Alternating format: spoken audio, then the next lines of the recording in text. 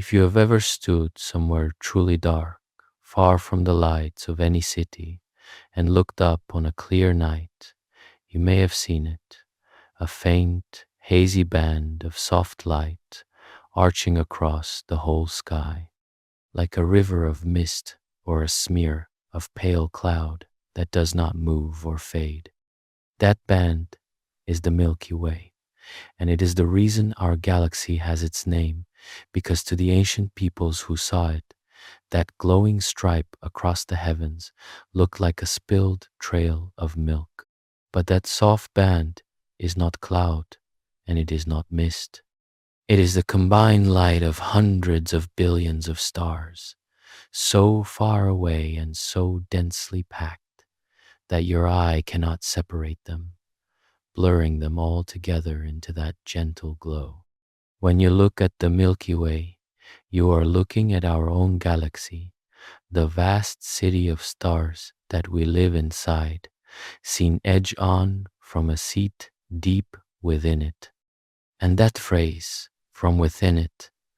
points to the strangest and most wonderful fact about studying the Milky Way, the thing that makes it utterly different from every other galaxy we know. We can never see it from the outside. Every other galaxy in the universe we view from a distance as an object out there, and we can photograph its whole shape, its spiral arms, its glowing center, all laid out before us. But we cannot do that with our own galaxy,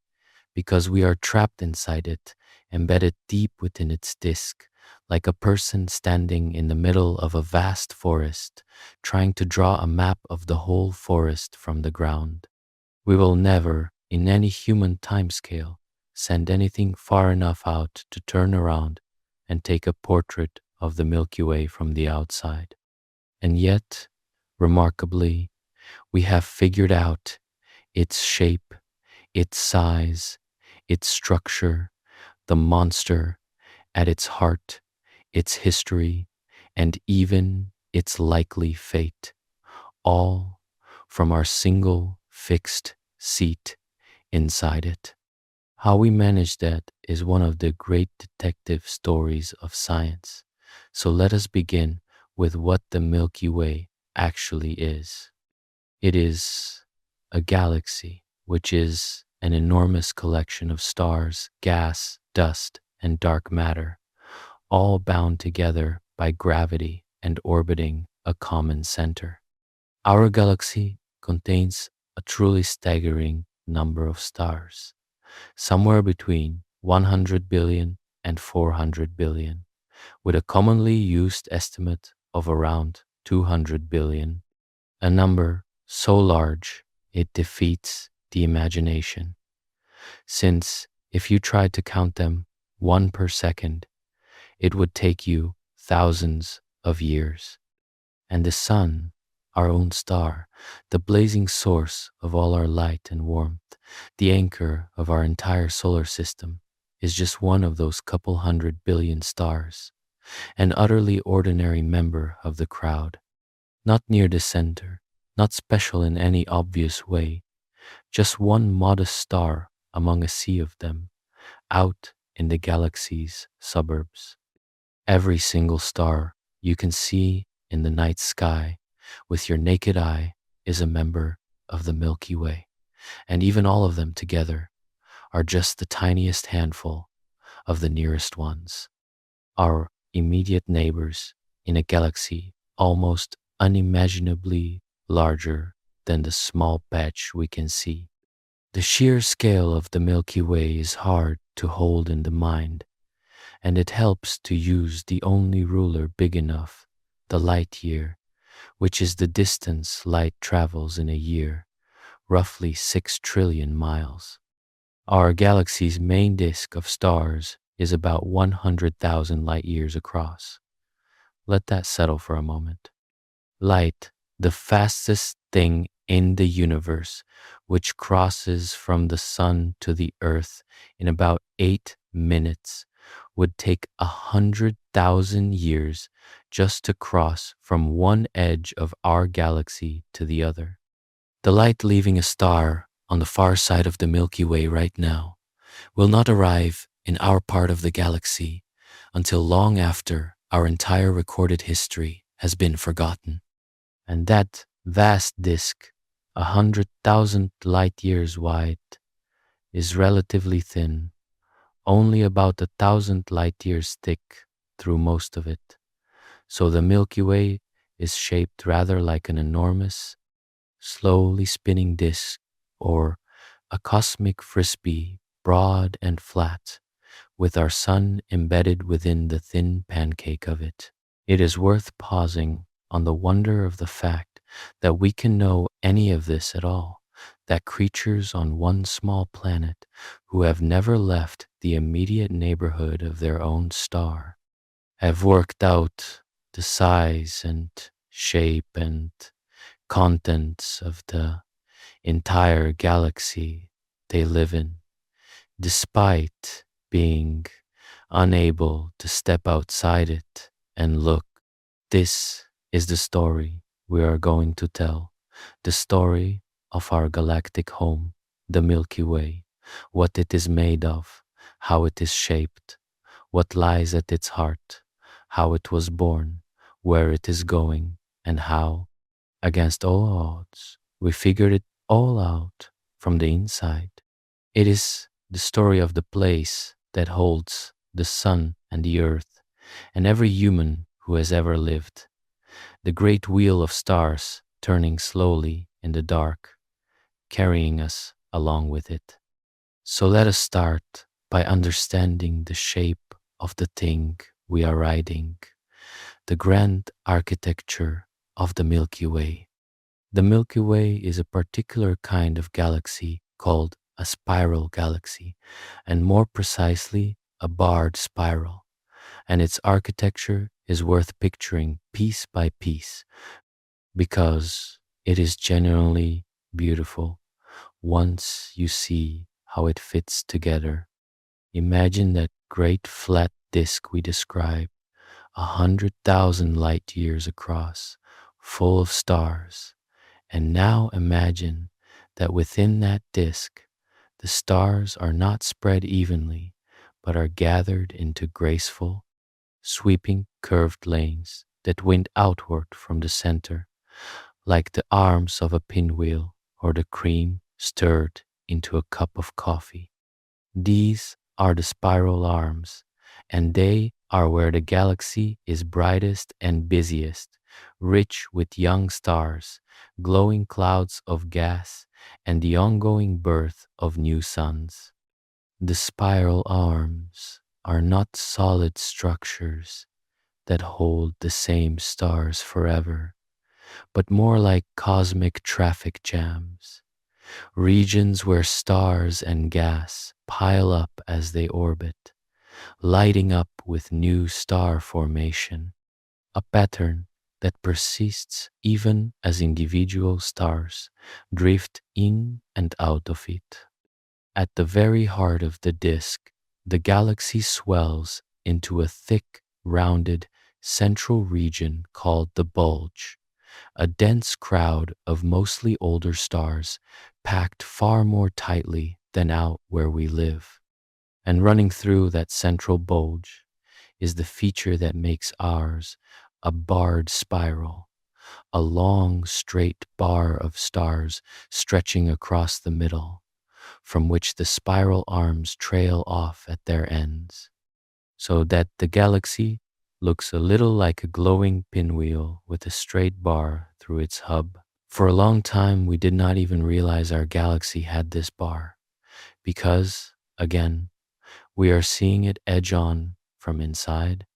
and it took careful observation to work out that the central region is bar-shaped rather than simply round.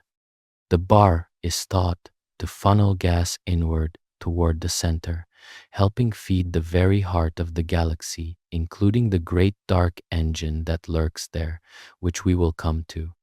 Surrounding and enclosing the whole bright disk is something much larger, fainter, and more mysterious, called the halo. The halo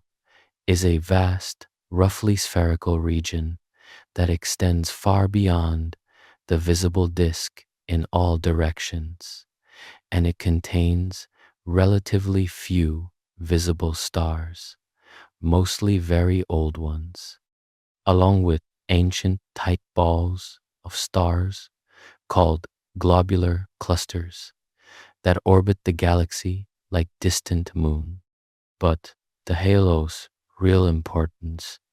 is invisible because it is dominated by dark matter, that mysterious, unseen substance we have met before, which makes up the great majority of the galaxy's mass and forms an enormous, invisible cocoon around everything we can see. The bright disk and bulge that we picture as the Milky Way are really just the glowing visible parts, the parts that shine, embedded within a far larger, unseen halo of dark matter that holds the whole thing together. The galaxy you can see is the small, luminous tip of a much larger dark iceberg. So the overall picture is this: a vast, thin, spinning disk of a couple 100 billion stars, marked by graceful spiral arms where new stars are born, with a dense central bulge crossed by a straight bar, all of it wrapped in a giant, mostly invisible halo of dark matter studded with ancient star clusters. It is an elegant and surprisingly common design, since a great many of the galaxies we see scattered across the universe are spirals much like ours,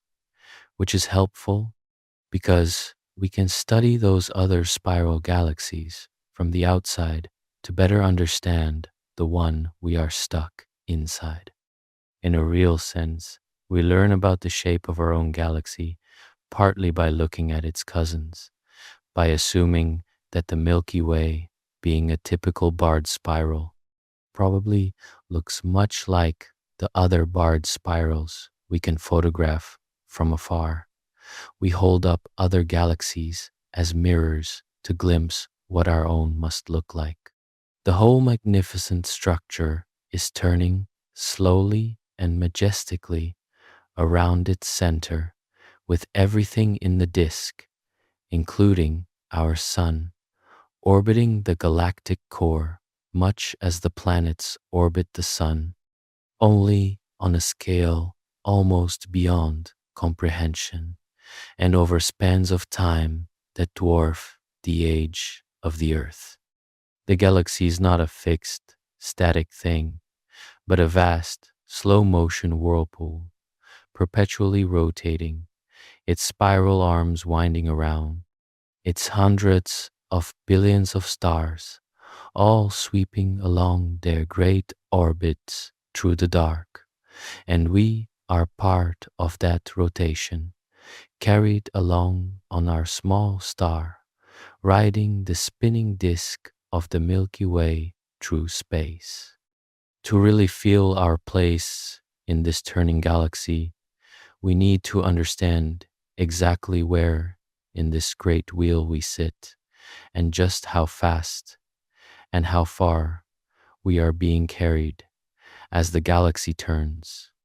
So, where exactly do we live within this great wheel of stars? Our sun, with all its planets, including the Earth, sits far out from the center in the galaxy's quiet outskirts, at a distance of about 27,000 light years from the galactic core. To put that in perspective, if the whole Milky Way were shrunk down so that its 100,000 light-year disk fit across a large city, we would be living somewhere out in the suburbs, well away from the crowded, brilliant downtown. We are not in one of the major spiral arms, but in a smaller structure, a minor arm or spur, sometimes called the Orion arm, after the constellation, tucked between two of the galaxy's grander arms. It is a calm, unremarkable neighborhood, neither too crowded nor too empty, and there may be something fortunate in that. A quiet stretch of the galaxy where a star and its planets can exist in relative peace, far from the more violent and crowded regions nearer the center. And we are not sitting still in this neighborhood, far from it. Along with the sun and the whole solar system, we are sweeping around the center of the galaxy at an astonishing speed, roughly 220 kilometers every second, which is nearly 500,000 miles per hour. As you sit there, seemingly still, you are, in truth, being carried around the heart of the Milky Way at this tremendous velocity, hundreds of times faster than a speeding bullet, and you feel absolutely nothing because everything around you, the whole solar system, is moving together smoothly and steadily, with no jolt or wind to betray the motion. The ground beneath you feels perfectly still, and yet you are racing through the galaxy at a speed that would carry you from one side of a country to the other in a matter of seconds. It is one of those quiet, staggering facts about our situation that we never feel and rarely consider.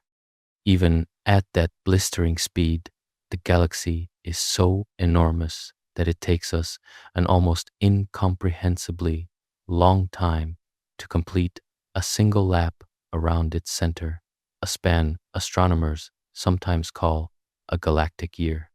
One galactic year, one full orbit of the sun around the Milky Way takes somewhere around 225 to 250 million years. Sit with that for a moment. The last time the sun was in roughly the position it occupies now, on the opposite understanding of its orbit, the dinosaurs had not yet come to dominate the Earth. Our solar system has completed only about 20 laps of the galaxy in its entire 4.5 billion year existence. The sun has circled the Milky Way just 20 times since it was born, and in the whole span of human civilization, all of recorded history, every empire, and every life, we have not moved even the tiniest noticeable fraction of the way around our galactic orbit. The galaxy turns so slowly on such a vast scale that against it, all of human history is less than the blink of an eye. There is something both humbling and beautiful in this picture of our motion. We tend to think of the Earth as our home, fixed and stable, but it is really a small rock circling an ordinary star,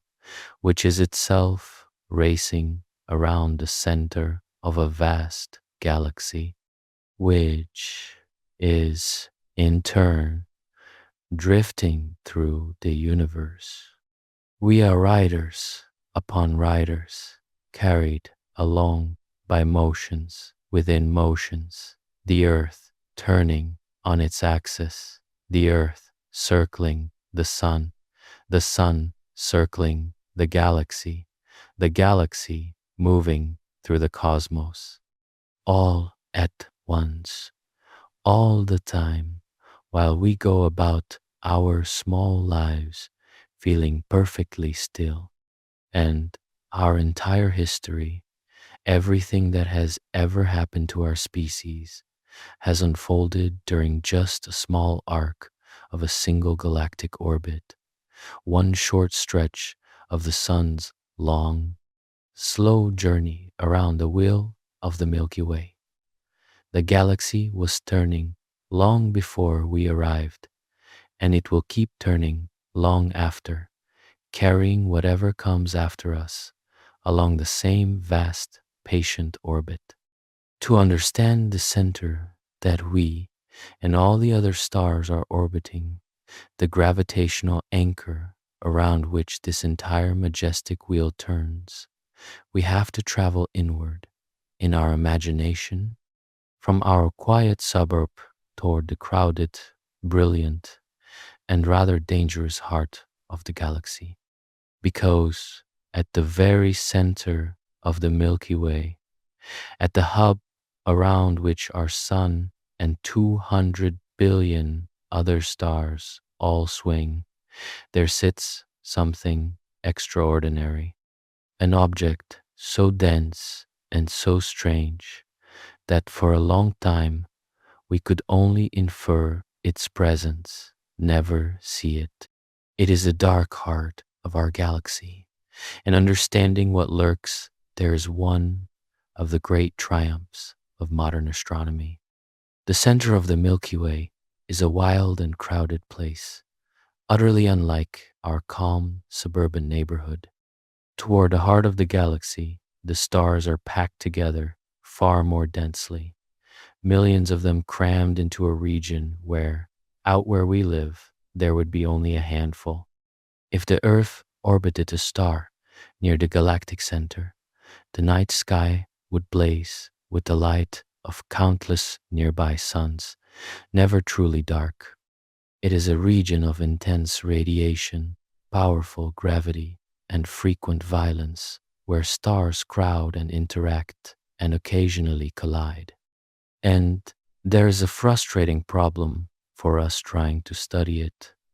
which is that the center is hidden behind enormous clouds of gas and dust that lie in the disk between us and it, so thick that ordinary visible light from the galactic core simply cannot reach us. If you look toward the heart of the Milky Way with your eyes or an ordinary telescope, you see only dark, obscuring dust. To pierce that veil, astronomers had to use other kinds of light, especially infrared and radio waves, which can pass through the dust, and X-rays,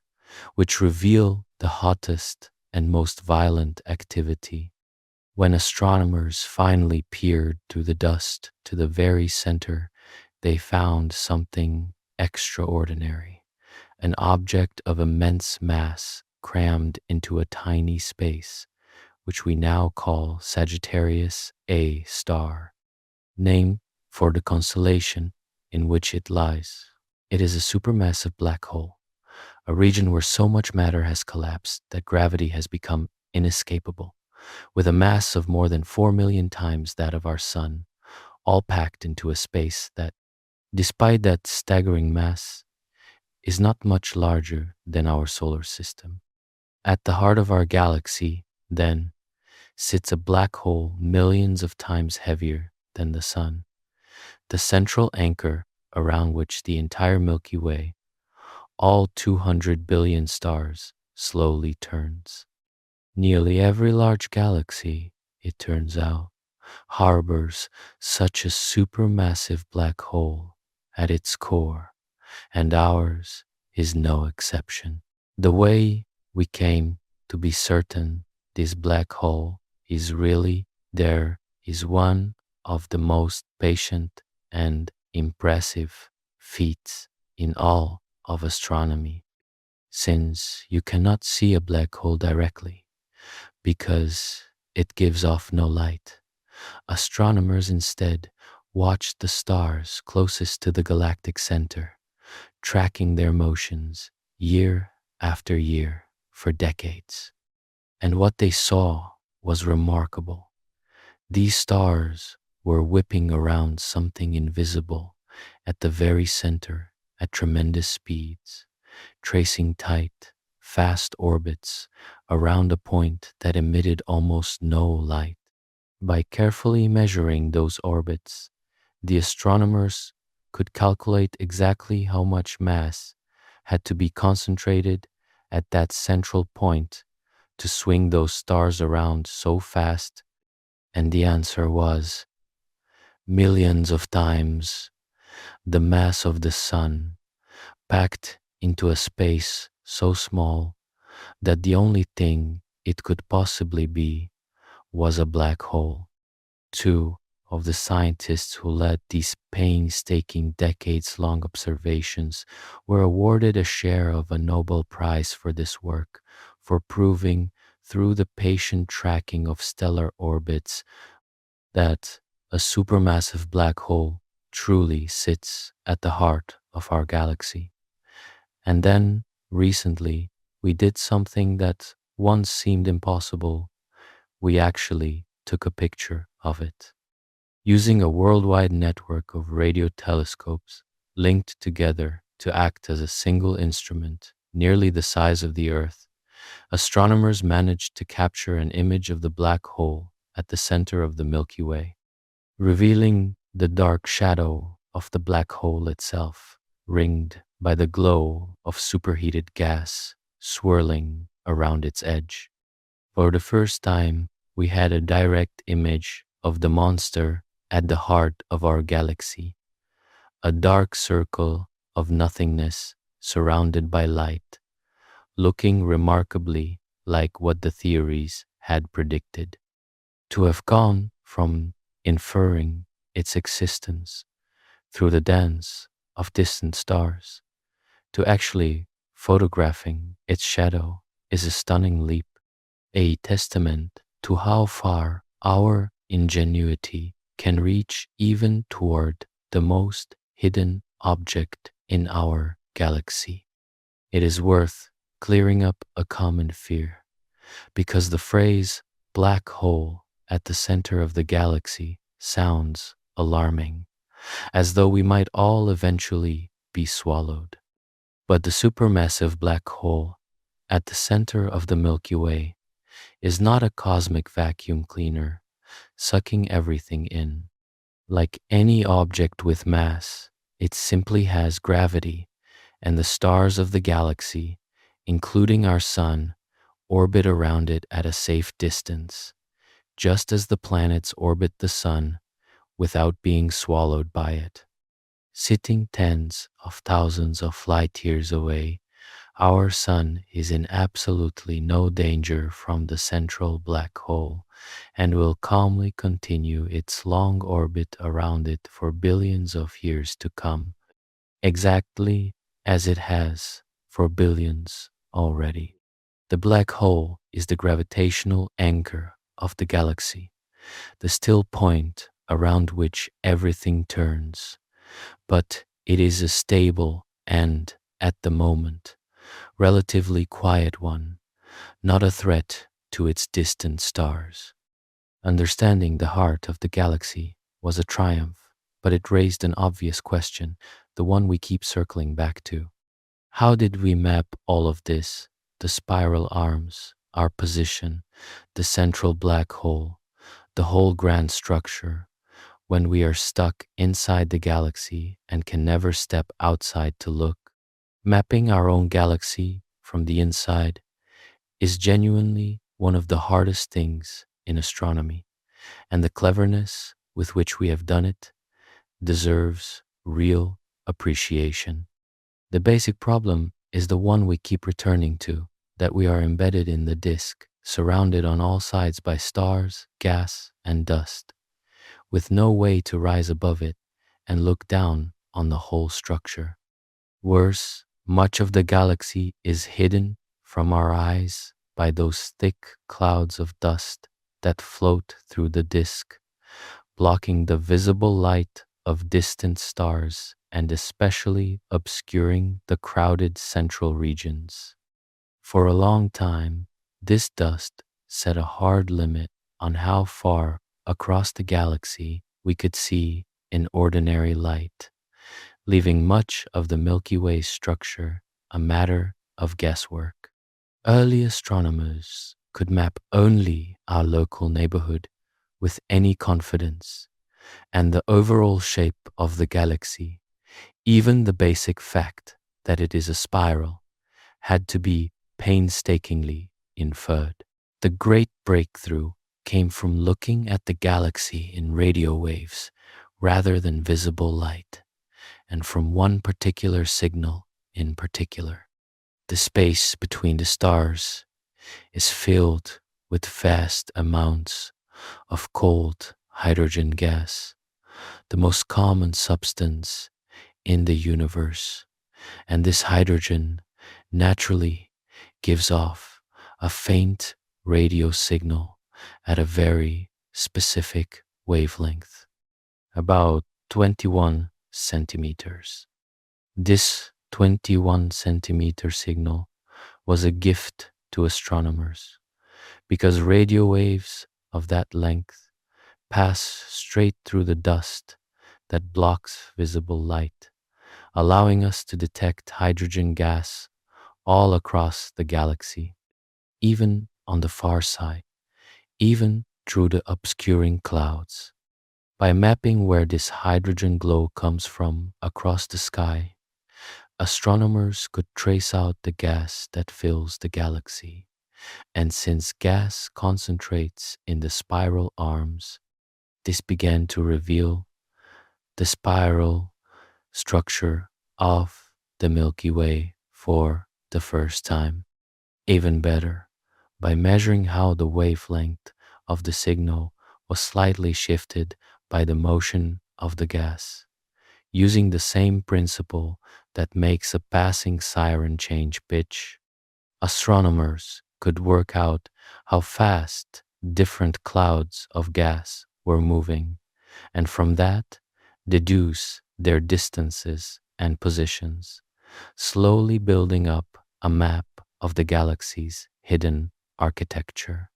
In our own time, the mapping of the Milky Way has taken an enormous leap forward thanks to a remarkable space telescope dedicated entirely to this task, a mission that spent over a decade precisely measuring the positions, distances, and motions of stars. This spacecraft observed nearly 2 billion stars repeatedly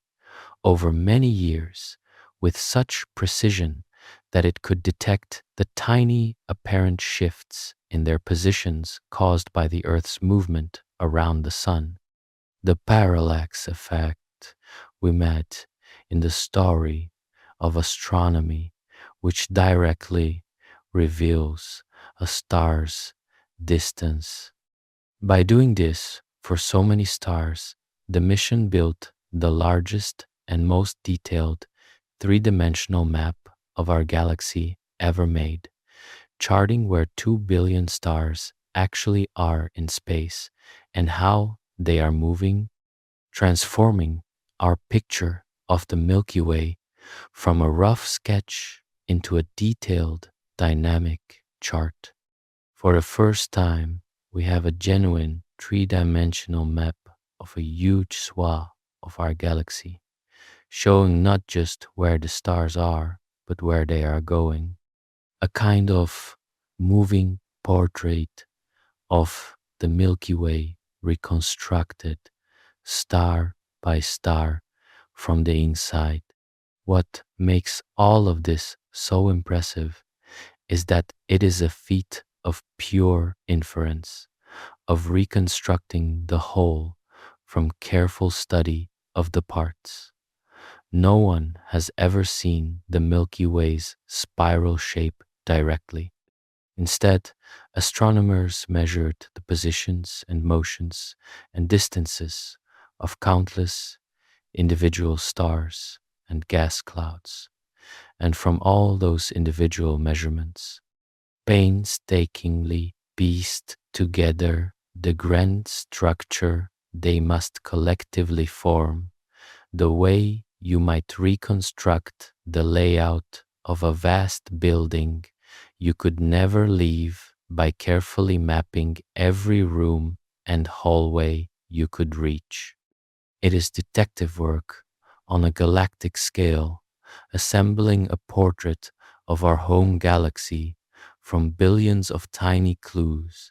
none of which shows the whole picture, but all of which, taken together, reveal the shape of the thing we are inside. Every refinement of the map is hard won, and our picture of the Milky Way continues to improve as the measurements grow more precise. There is a lovely humility and a lovely triumph braided together in this. We are like people who have lived their whole lives inside a single great house, never able to step outside and see it whole, and who have nonetheless, through patience and cleverness, mapped its every room and worked out its overall design. We cannot leave our galaxy, and we never will, not in any span of time that means anything to us. And yet, we have determined its size, traced its spiral arms, located its center, and the black hole that anchors it, charted the positions of billions of its stars, and pieced together its three-dimensional shape, all without ever once seeing it from the outside. It stands as one of the quiet marvels of human ingenuity, this map of a home we can never leave, drawn entirely from within. Now that we understand the shape of our galaxy and how we mapped it, we can turn to what actually fills it, the rich and varied population of objects that make up the Milky Way's hundreds of billions of inhabitants. So, what actually fills the Milky Way beyond the simple count of a couple 100 billion stars? The stars themselves come in an enormous range of types, and our sun, which we think of as the standard, is actually somewhat above average. The most common stars in the galaxy by far are small, cool, dim red stars called red dwarfs, far fainter and longer lived than the sun, so numerous that they make up perhaps 3/4 of all the stars in the Milky Way, and yet so dim that you cannot see a single one with your naked eye, not even the closest.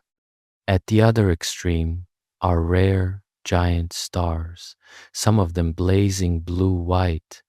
and tens of times more massive than the sun,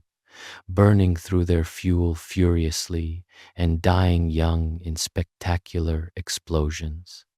Between these extremes lies every variety in between, a vast spectrum of stars differing in size, color, temperature, brightness, and lifespan, from the tiny frugal red dwarfs that will outlive the universe as we know it, to the brilliant giants that flare and die in just a few million years. Astronomers also divide the galaxy's stars into broad populations based on their age and composition, which tells the story of the galaxy's history written in its stars. The oldest stars, found mostly in the halo and the central bulge, formed long ago when the galaxy was young, and they contain very little of the heavier elements, because those elements had not yet been forged and scattered when these ancient stars were born. The younger stars, like our sun, found in the disk and especially in the spiral arms, are richer in the heavier elements, because they formed later from gas that had already been enriched by generations of earlier stars living and dying. So in a real sense, you can read the history of the Milky Way in the chemistry of its stars, with the metal-poor ancient stars marking the galaxy's earliest days, and the metal-rich younger ones marking its more recent, enriched generations. The galaxy has been slowly cooking heavier elements in its stars and seeding each new generation with them, building up the raw material from which planets and eventually we could form. Between the stars, the galaxy is filled with great clouds of gas and dust, called nebulae, and these are some of the most beautiful and important objects in the Milky Way. Some nebulae are stellar nurseries, vast cold clouds of gas where gravity is slowly pulling matter together to form new stars, lit from within by the young suns being born inside them, glowing in gorgeous colors. The famous Orion Nebula, which you can glimpse even with modest equipment as a faint smudge in the constellation Orion, is one such nursery, a place where stars are being born right now. Other nebulae mark the deaths of stars rather than their births, the glowing shells of gas puffed off by dying stars, or the expanding wreckage of stars that exploded as supernovae, scattering their enriched material back into the galaxy to seed future generations. The nebulae are where the great cycle of the galaxy plays out. Gas gathering into stars, stars living and dying stars returning their material to the gas, to gather into stars again, over and over across the ages. Stars also gather into groups called clusters,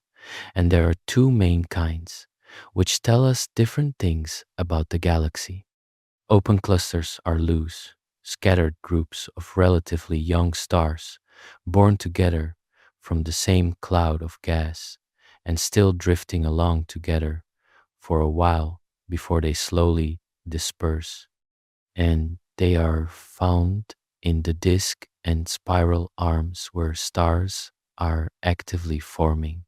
Globular clusters are something else entirely, ancient and magnificent, tight spherical balls containing hundreds of thousands or even millions of very old stars packed densely together that orbit the galaxy out in the halo. These globular clusters are among the oldest objects in the Milky Way, surviving relics from the galaxy's earliest days, and studying them has helped astronomers estimate the age of the galaxy itself, since the galaxy must be at least as old as its oldest stars. They are like ancient monuments scattered through the halo, preserving stars that have shone since the galaxy was young. All of these contents, the varied stars, the glowing nebulae, the open and globular clusters, are bound up in the great ongoing cycle of the galaxy, the slow turning of matter from gas into stars and back again, with each generation of stars enriching the next and gradually building up the elements that make worlds and life possible. The Milky Way is not a static collection of objects, but a living, evolving system, constantly forming new stars in its spiral arms, constantly losing old ones to death and explosion, constantly recycling its material. We ourselves are a product of this cycle, made of elements forged in earlier generations of Milky Way stars that lived and died before the sun was born. Our very atoms, once part of stars that no longer exist. But the stars and nebulae and clusters that we can see are not actually most of what the galaxy is made of, because hidden among and around all of this visible splendor are two great invisible components that vastly outweigh everything that shines. And to understand the true nature of the Milky Way, we have to account for the things we cannot see at all. When we picture the Milky Way, we naturally think of the stars because they are what shine. But the stars are not even close to being all of it. And in fact, they are not even most of it. Between the stars, filling the seemingly empty space of the galaxy, is a vast, thin sea of gas and dust called the interstellar medium. It is incredibly sparse by earthly standards, far emptier than the best vacuum we can make in a laboratory, but it spreads across such enormous volumes that, added up, it amounts to a tremendous quantity of material, a significant fraction of the visible mass of the galaxy. This gas, mostly hydrogen, is the raw material from which all new stars are made, the reservoir that feeds the ongoing birth of suns in the spiral arms. And mixed in with the gas is a fine dust, tiny grains of heavier elements, which, though it makes up only a small fraction of the medium, has a large effect because it is this dust that blocks and dims and reddens the light of distant stars, casting those dark, obscuring clouds that hide so much of the galaxy from our view. The galaxy is not empty between its stars, but filled with this thin, vital haze, the stuff from which stars are born and into which they return when they die. But the gas and dust, vast as they are still not the largest part of the galaxy. The single biggest component of the Milky Way, by far, is something we cannot see at all, the mysterious dark matter we have met before. The evidence for it in our own galaxy is the same as elsewhere and is hard to argue with. When astronomers measure how fast stars orbit the center of the Milky Way at different distances, they find that the stars far out at the edges are moving far too fast for the visible matter to hold them in. By all the laws of gravity, given only the mass we can see in stars and gas, those outer stars should be flung off into intergalactic space, and the galaxy should be flying apart. It is not. Something unseen, with a great deal of gravity, is holding it together, and that something is the dark matter, forming a vast, invisible halo that envelops the entire visible galaxy and extends far beyond it. And there is a great deal of it, so much that the dark matter halo is thought to contain several times more mass than all the stars, gas, and dust of the galaxy combined. The Milky Way that we see, the glowing disk of stars, the spiral arms, the bright bulge, all of it is really just the luminous tip of a much larger, mostly invisible object, a small, bright core, embedded in an enormous, dark cocoon. If you could somehow see the dark matter, the familiar shining galaxy would appear as just a glowing center within a vast, faint, spherical halo extending far out in every direction. We live, in a sense, in the bright, inner sanctum of a galaxy that is mostly made of something we have never directly detected and do not understand. A humbling thought that the great wheel of stars we call our home is itself only the visible fraction of a far larger dark structure. We still do not know what the dark matter is, despite enormous effort. It is not made of ordinary atoms. It does not shine or block light, and it passes right through the gas and dust and even through us, betraying its presence only by its gravity. Experiments around the world continue to hunt for it, hoping to catch a particle of it directly. And so far, it has eluded every attempt, remaining a confirmed presence and an unsolved mystery, here in our own galaxy as everywhere else. Whatever it is the scaffolding on which our galaxy is built, the gravitational framework that gathered the gas together to form the Milky Way in the first place, and that holds it together now, the silent, dark majority of our cosmic home. So, the true picture of the Milky Way is stranger and richer than the simple image of a wheel of stars. It is a vast disk of a couple 100 billion stars, yes, but also a thin sea of gas and dust filling the space between them, the raw material of new stars, and surrounding and outweighing all of it, an enormous, invisible halo of dark matter, several times more massive than everything that shines. The shining galaxy is the small, visible part, and the dark halo is the great, unseen whole. To understand our galaxy fully is to understand that most of it is invisible, that the beautiful band of light across the night sky is just the glowing surface of something far larger and far stranger. And this whole structure, the visible and the invisible together, did not simply appear fully formed. It was built up over billions of years, through a long and sometimes violent history of growth,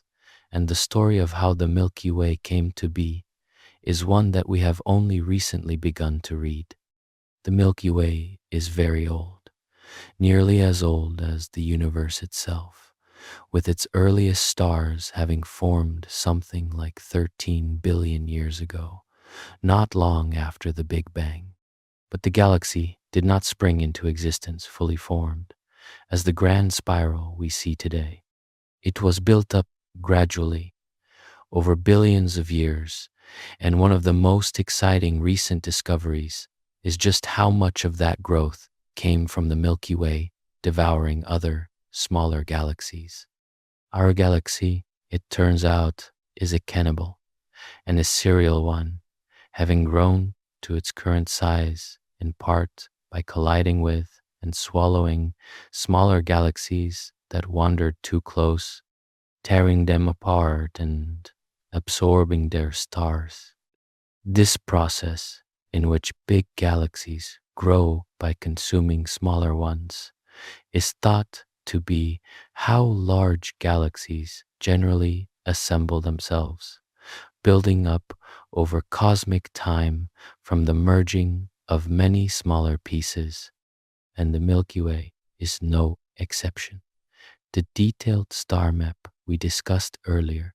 the great survey of 2 billion stars, has allowed astronomers to actually reconstruct some of this violent history by spotting the lingering evidence of ancient collisions written in the motions of stars. The most dramatic finding is the trace of an enormous merger that happened around 10 billion years ago, when the young Milky Way collided with and absorbed a substantial dwarf galaxy, sometimes given a name meaning, roughly, the galactic sausage, because of the elongated, sausage-like pattern that its captured stars trace out in the data. This was a major event in our galaxy's life, a collision so significant that it shaped the structure of the inner galaxy, puffing up part of the disk and leaving behind a population of stars, now scattered through the inner halo that we can still identify today by their distinctive motions,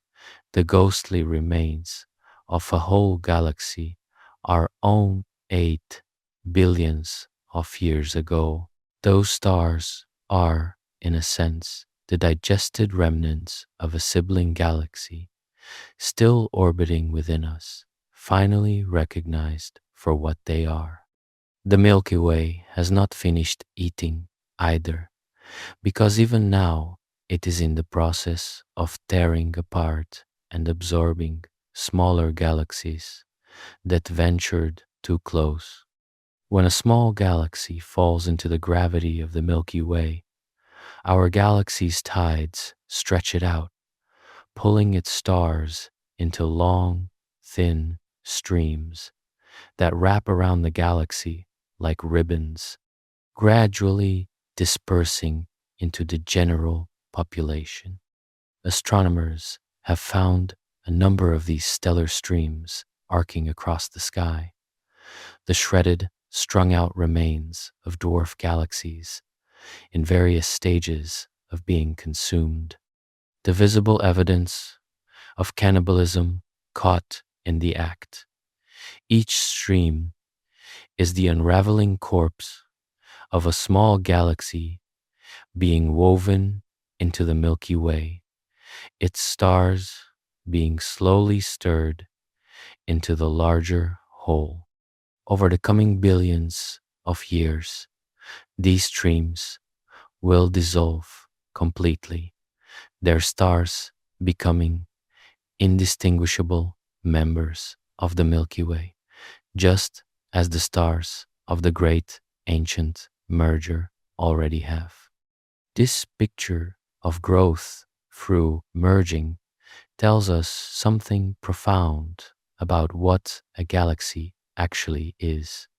The Milky Way is not a single object that formed once and has stayed the same, but more like a river fed by many tributaries, an ongoing accumulation built from the gas of the early universe and the bodies of many smaller galaxies absorbed over billions of years. The stars around us did not all form in the same place or at the same time, but came from many origins, some born in the original Milky Way, some inherited from galaxies our own consumed long ago, all now mingled together into the single galaxy we call home. When you look up at the band of the Milky Way, you are looking at the assembled result of a long and dramatic history of growth and absorption, a galaxy quite literally built from the remains of others. It is a humbling and rather poetic thought that our galactic home is a kind of grand collective, woven over billions of years from many separate beginnings, and that this process of building through merging is still going on slowly all around us, far too slowly to see in a human lifetime, but unmistakable in the data. And the Milky Way story of mergers is not over, not by a long way, because the largest collision of all still lies in its future, an encounter not with some small dwarf galaxy to be casually swallowed, but with another great galaxy comparable in size to our own. To understand that looming event and our galaxy's ultimate fate, we first need to look around at our galactic neighborhood, at the other galaxies that share our small corner of the universe, including the giant that is, even now, approaching us across the dark. The Milky Way does not float alone in the universe. It belongs to a small cluster of galaxies, bound together by gravity, that astronomers call the local group, our immediate galactic neighborhood. The local group contains dozens of galaxies, more than 50 that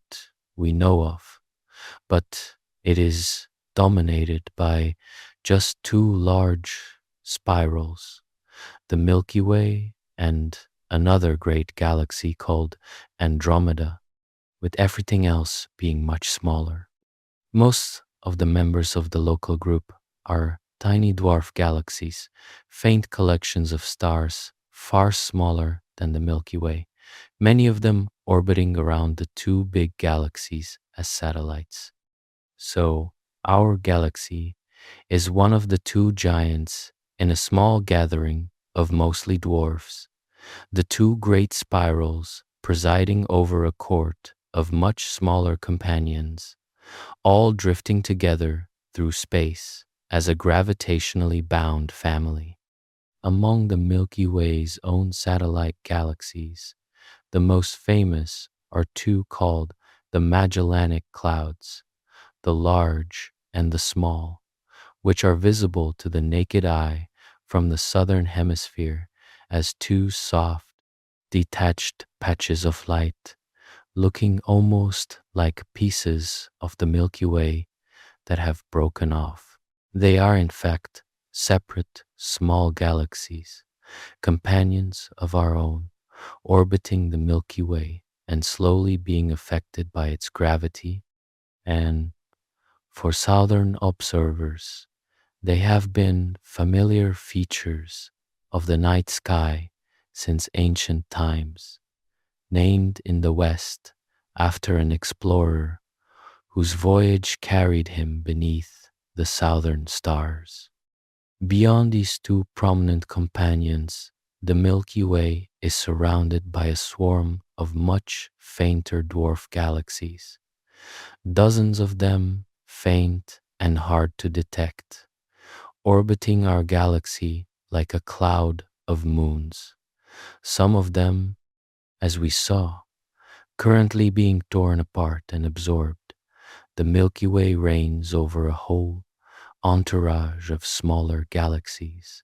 a giant among its many little attendants. The other giant of the local group, Andromeda, deserves special attention because it is both our nearest large galactic neighbor and a glimpse of what our own galaxy might look like from outside. Andromeda is a great spiral galaxy, much like the Milky Way, comparable in size or somewhat larger, lying about 2.5 million light years away. That makes it the most distant object that the human eye can see unaided, because on a very dark night in the right season, you can just make out Andromeda as a faint smudge of light, and when you do, you are seeing across 2.5 million light years, looking at light that left that galaxy 2.5 million years ago, before our own species existed in its modern form. It is the farthest your naked eye can ever reach, a whole separate galaxy of hundreds of billions of stars, reduced by distance to a dim patch you can cover with a fingertip. And studying Andromeda helps us understand the Milky Way because in it we can see, from the outside, the kind of grand spiral structure that we can only infer about our own galaxy from within. Zooming out further, the local group itself is just a small member of a much larger structure, for our cluster of galaxies sits within a far greater collection, a supercluster containing many thousands of galaxies spread across an enormous volume of space. And that supercluster is itself just one node in the vast cosmic web of galaxies that we explored in the story of the universe. So our address, written out fully,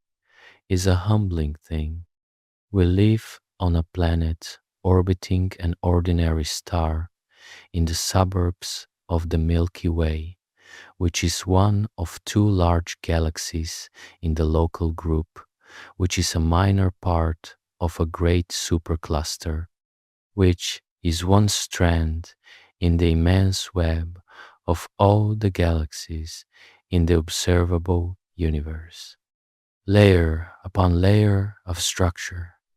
each one dwarfing the last, with our entire galaxy, all 200 billion stars of it, being just one ordinary spiral among the trillions of galaxies scattered across the cosmos. There is a strange comfort and a strange smallness in knowing our place so precisely, in being able to write out our cosmic address with such confidence from the earth all the way out to the cosmic web. We are not at the center of anything, not the solar system, not the galaxy, not the local group, not the universe, just an ordinary world in an ordinary galaxy, in an ordinary corner of an unimaginably vast cosmos. And yet we are the part of that cosmos that has worked all of this out, that has mapped its own galaxy from the inside and charted the neighborhood beyond and traced the great web of which it is a part. But to truly know our galaxy, there are a few more things worth understanding about our own immediate corner of it, about whether it is a safe place to live, and about the question that haunts anyone who contemplates 200 billion stars. It is worth zooming in on our own immediate patch of the galaxy, because even our local neighborhood holds some surprises. Our sun, it turns out, sits inside a large, relatively empty region of the interstellar medium that astronomers call the local bubble, a cavity in the gas and dust of the galaxy that was likely blown clear by the explosions of nearby massive stars millions of years ago, sweeping the gas outward and leaving our solar system drifting through a comparatively empty space. The nearest other star to the Sun is part of a system called Alpha Centauri, a little over 4 light years away, which sounds close on a galactic scale and yet is so far that even our fastest spacecraft would take tens of thousands of years to reach it. Our stellar neighborhood is sparse, the nearest stars separated by vast gulfs of nearly empty space, a reminder of just how spread out the stars of the galaxy really are, even where they seem crowded in the night sky. And our sun does not simply circle the galaxy in a flat, smooth path. As it orbits the center, it also bobs gently up and down through the plane of the galactic disk, rising above the midplane and then sinking back through it and below, like a horse on a carousel that rises and falls as it goes around, completing one of these up and down bobs every few tens of millions of years. So, our journey around the galaxy is not a simple circle, but a kind of wavy, weaving path, drifting above and below the crowded plane of the disk as we sweep along our great orbit. It is a more complicated and more interesting motion than the simple picture suggests, and it means our experience of the galaxy changes slowly over millions of years as we pass through denser and sparser regions on our weaving way. The galaxy as a whole, too, is far more restless and disturbed than the serene image of a smoothly spinning disk would suggest, something the great star mapping mission revealed in startling detail.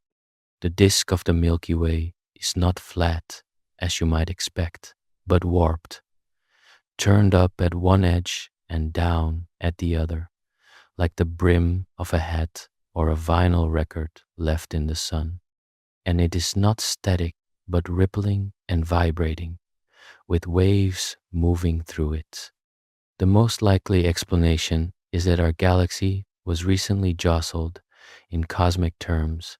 by a close encounter with one of its small satellite galaxies passing through, sending ripples through the disk that are still sloshing around like the waves spreading across a pond after a stone is dropped in. So the Milky Way is not a calm, settled object, but one still ringing from recent collisions, its disk warped and wobbling, a galaxy visibly shaped by the ongoing drama of its encounters with its neighbors. There is even dramatic evidence of past violence at the very heart of the galaxy. Astronomers have discovered two enormous lobes of hot gas, sometimes called the Fermi bubbles, billowing out above and below the galactic center, each one extending tens of thousands of light years, vast structures that we had not even noticed until recently, because they glow in kinds of light invisible to the eye. The leading explanation is that they were blown out by some powerful outburst from the central black hole in the relatively recent past, an episode when our galaxy's normally quiet central black hole flared up and erupted, driving these colossal bubbles of hot gas out into the halo. It is a striking reminder that the calm black hole at our galaxy's heart has not always been so quiet, and that our galaxy has a more violent and eventful nature than its peaceful appearance in the night sky would ever suggest. All of this paints a picture of the Milky Way as a living, dynamic, sometimes turbulent place, not the static, eternal wheel of stars we might first imagine. It is warped and rippling from recent collisions, its disk weaving with the up and down motion of its stars, its center scarred by past eruptions, its outskirts littered with the streams of galaxies being torn apart and devoured. The galaxy is in constant motion and constant change, growing, jostling, erupting, and reshaping itself over time, even if all of this unfolds far too slowly for us to see in a human lifetime. Our home galaxy is alive with slow drama, and we are riding through the middle of it. And once you appreciate how dynamic and sometimes hazardous the galaxy is, a natural question arises about whether it is actually a safe and welcoming place to live, and whether our own quiet corner of it might be especially fortunate. The idea that some parts of the galaxy might be safer and more welcoming to life than others has led astronomers to propose something called the galactic habitable zone, a concept worth resting on, because it suggests that our quiet location may be no accident. The thinking goes like this: the crowded, violent central regions of the galaxy, near that bright bulge and the black hole, are probably hostile to life over the long term, bathed in intense radiation, packed with stars whose close encounters could disrupt planetary systems, and subject to frequent nearby explosions. Too close to the center, in other words, may be too dangerous for life to take hold and persist for the billions of years it might need. But the far outer edges of the galaxy may have the opposite problem, because out there,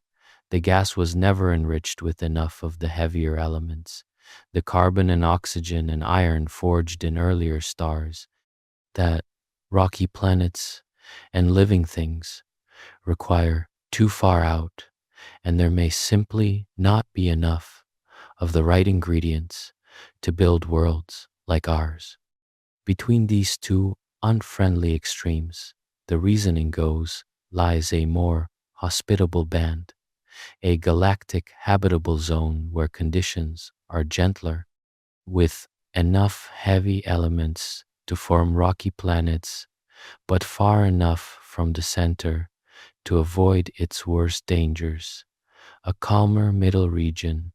where life might have the stability and the raw materials it needs to arise and endure. And it may be telling that our own sun sits comfortably within this favorable band, out in the quiet suburbs, neither too close to the dangerous center, nor too far out in the impoverished edges, in a stable, calm neighborhood on a nearly circular orbit that keeps us away from the most crowded regions. It is possible that our location is part of why life had the long, undisturbed stretch of time it needed to develop here, that we live in one of the galaxy's more fortunate addresses. It should be said that the galactic habitable zone is a debated idea, not a settled certainty, and some astronomers question how strict its boundaries really are. But the underlying point stands that where you are in the galaxy may genuinely matter for the prospects of life. The dangers the galaxy can pose are real, even if they are rare. A nearby star exploding as a supernova, if it were close enough, could flood a planet with deadly radiation, stripping away protective layers of its atmosphere. And over the immense span of the Earth's history, it is quite possible that such events have affected life here. Though we orbit in a region where truly close supernovae are uncommon. As the sun weaves up and down through the disk and around the galaxy,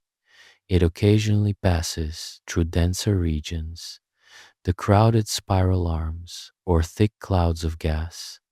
and some scientists have wondered whether these passages might disturb the distant icy comets at the fringes of our solar system, nudging some of them inward, though this remains speculative. There are even more extreme hazards in the galaxy, like the intense beams of radiation from certain rare and violent stellar explosions, which would be catastrophic for any world directly in their path. Though the chance of being so unluckily aligned is small, the galaxy, for all its beauty, is not entirely a gentle place, and life must thread its way among these rare cosmic hazards over the long ages. And yet, when you weigh it all up, the galaxy also appears to be full of opportunity for life, because it contains an enormous number of stars, and we now know from the discoveries we explored in the story of astronomy that planets are extremely common, that most stars have them, and that many of those planets orbit in their star's habitable zone where liquid water could exist. With a couple 100 billion stars in the Milky Way and planets around most of them, the galaxy must hold billions upon billions of worlds, and a great many of those should sit in the right place, around the right kind of star for life as we understand it to be at least possible. The raw numbers are staggering, suggesting that the ingredients and the settings for life are scattered in abundance throughout the galaxy, that potentially habitable worlds are not rare exotic exceptions, but common features of our galaxy, numbering in the billions. The Milky Way appears to be at the very least, richly stocked with the kinds of places where life could, in principle, arise. Which brings us face to face with one of the most profound and haunting questions a person can ask while contemplating our galaxy. A question that becomes almost unavoidable once you absorb these numbers. If the Milky Way contains hundreds of billions of stars and billions of potentially habitable planets and has existed for over 13 billion years, more than enough time for life to arise and evolve and even spread, then surely somewhere out there among all those countless worlds, life should have taken hold,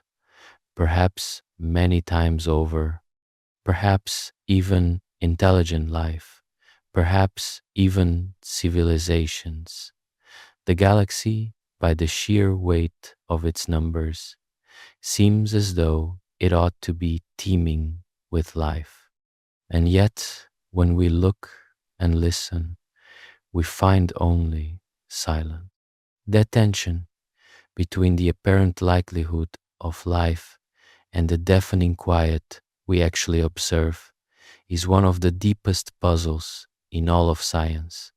and it is worth sitting with as we consider our place in the galaxy.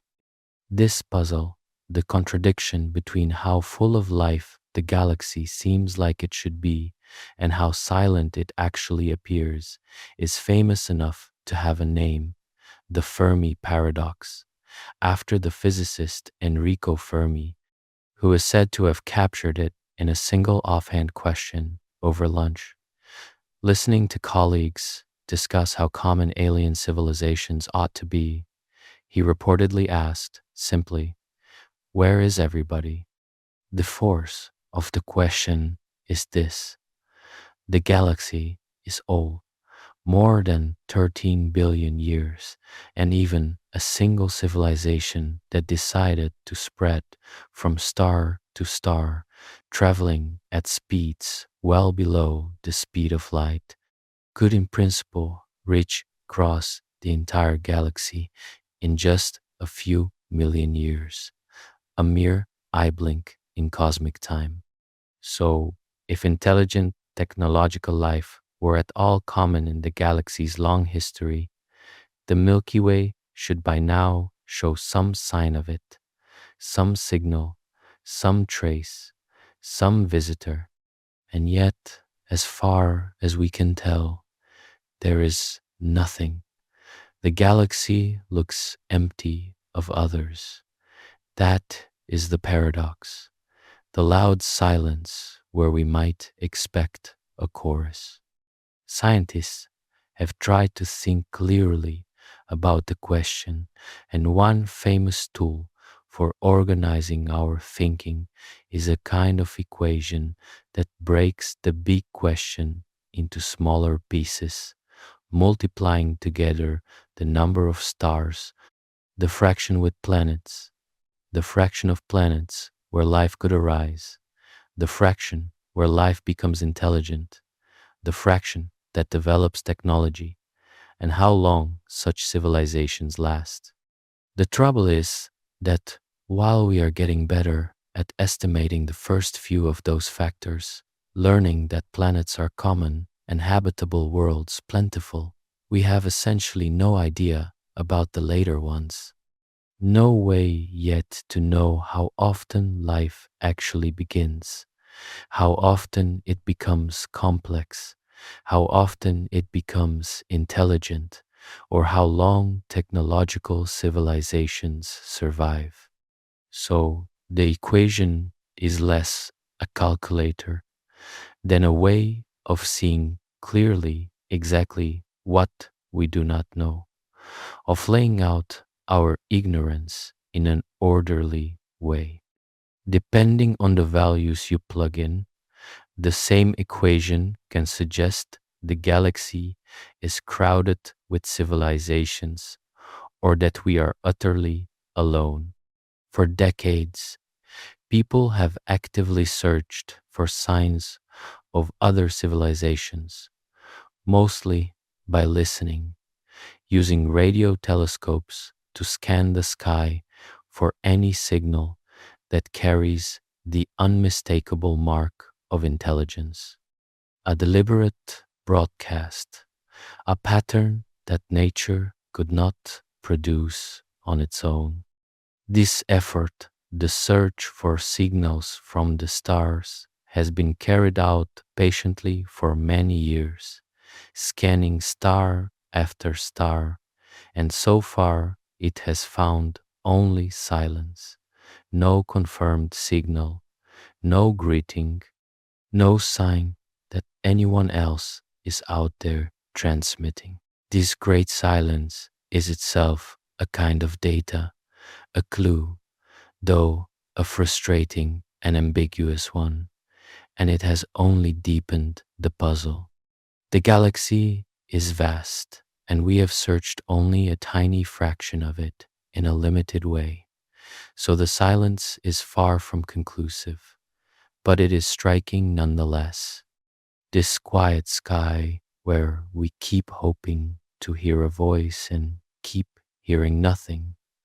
People have proposed many possible answers to the paradox, and they range across a wide and fascinating spectrum, none of them yet provable. Perhaps life itself is far rarer than the abundance of planets would suggest, the spark of life requiring some unlikely combination of circumstances. Perhaps simple life is common, but the leap to complex, intelligent life is the rare and difficult step, a great filter that almost nothing passes through. Perhaps intelligent civilizations are common, but tend to be short lived, destroying themselves or fading away before they can spread or be detected. Perhaps they are out there, but have no interest in broadcasting or use technologies we cannot detect, or are deliberately staying quiet. Perhaps the distances and time scales are simply so vast that civilizations rise and fall without ever overlapping or finding one another. Or perhaps we are genuinely among the first, having arrived early in the galaxy's long story with the great flourishing of life still ahead. Each of these possibilities carries profound and very different implications, and we have no way yet to know which, if any, is true. The honest answer to whether we are alone in the galaxy is that we do not know, and both of the stark possibilities are staggering to contemplate. It may be that the Milky Way is secretly teeming with life, that countless worlds harbor their own creatures, that the galaxy is full of stories we have simply not yet found. Or it may be that we are alone, that in this entire vast galaxy of a couple 100 billion stars, we are the only ones who look up and wonder, the only minds in the whole great wheel. Both of these are almost unbearably profound, and the truth is one of them, and we do not know which. It is perhaps the deepest open question that contemplating our galaxy raises, and one of the great motivations for continuing to explore and to listen. But whether the Milky Way is crowded with life, or whether we are its only witnesses, our galaxy's own grand story continues to unfold, indifferent to who is watching, and that story has dramatic chapters still ahead, including a far future and a possible fate that we can already begin to foresee. Most galaxies are flying apart from one another as the universe expands. But Andromeda is an exception because it and the Milky Way are close enough that their mutual gravity overcomes the expansion, and the two great galaxies are actually being pulled toward each other. Astronomers have measured that Andromeda is approaching us, moving in our direction at something like 110 kilometers every second. And for a long time, the prediction has been clear and dramatic. In roughly 4.5 billion years, give or take, the Milky Way and Andromeda may well collide and, over time, merge into a single, much larger galaxy, an event so significant that people have even given the resulting future galaxy a playful combined name. Our galaxy's grandest collision, the one we touched on at the end of its history of mergers, is not with some small dwarf, but with another giant spiral comparable to ourselves. It is worth understanding what such a galactic collision actually involves, because the word collision conjures images of stars smashing into one another, and the reality is stranger and gentler than that. Galaxies are mostly empty space, with vast distances between their stars relative to the sizes of the stars themselves. So when two galaxies collide, the individual stars almost never actually hit each other. Instead, the two galaxies pass through and into one another, their gravity tangling and distorting them, pulling out long streams of stars, triggering bursts of new star formation as gas clouds are compressed. And gradually, over hundreds of millions of years, and several passes, settling together into one merged galaxy. For any beings watching from a planet during this slow collision, the night sky would be transformed over the eons,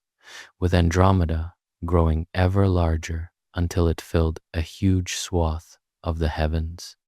The two galaxies eventually blending into a single magnificent structure. Our sun, if it still exists, would most likely survive the merger, perhaps flung into a new and different orbit within the combined galaxy, but not destroyed, because the chance of it actually colliding with another star is vanishingly small. The two supermassive black holes at the centers of the Milky Way and Andromeda would eventually find each other too, spiraling together over a long time and finally merging into a single, even larger black hole at the heart of the combined galaxy. The resulting merged galaxy would likely not be a spiral at all, because the violent process tends to scramble the orderly disk structure, but a more rounded, featureless elliptical galaxy, a vast smooth swarm of stars. So the eventual fate of our beautiful spiral Milky Way may be to lose its spiral shape entirely, to be churned together with Andromeda into a great elliptical blob of stars, the graceful arms and disk we know today erased in the merger. It is a strange thing to contemplate, the end of the Milky Way as a distinct spiral galaxy transformed billions of years from now into something quite different. But here is where honesty requires a gentle correction, because this dramatic future, long presented as a near certainty, has recently been called into question, which is itself a lovely example of how science keeps refining its answers. The collision depends not just on Andromeda's motion toward us, which we can measure well, but also on its sideways motion across our line of sight, which is much harder to pin down and which matters enormously because a galaxy with enough sideways drift would swing past us rather than hitting us head on. Recent careful studies using the latest and most precise measurements have suggested that the head-on collision is far less certain than astronomers long believed, with some analyses finding only something like a 50-50 chance that the two galaxies will actually merge within the next 10 billion years, and the real possibility that they will simply pass by each other instead. So, even the fate of our own galaxy, which seemed settled, has become an open and actively debated question, a reminder that science is always provisional, always ready to revise even its grandest predictions when better data arrive. Whatever happens with Andromeda, the deeper future of the Milky Way follows the same long arc as all galaxies. Over the coming billions of years, our galaxy will gradually use up the gas from which it makes new stars, and star formation will slowly wind down, the bright young blue stars dying off without being replaced, the galaxy fading and reddening as it ages. The sun itself, in about 5 billion years, will reach the end of its own life regardless of what Andromeda does, swelling into a red giant and then settling into a dim white dwarf. As we discussed in the story of astronomy, and on far longer timescales still, the Milky Way, like every galaxy, will eventually fade toward darkness, its stars dying one by one over spans of time that dwarf everything that has happened so far. In the slow cosmic winding down we explored in the story of the universe. But all of that lies unimaginably far in the future,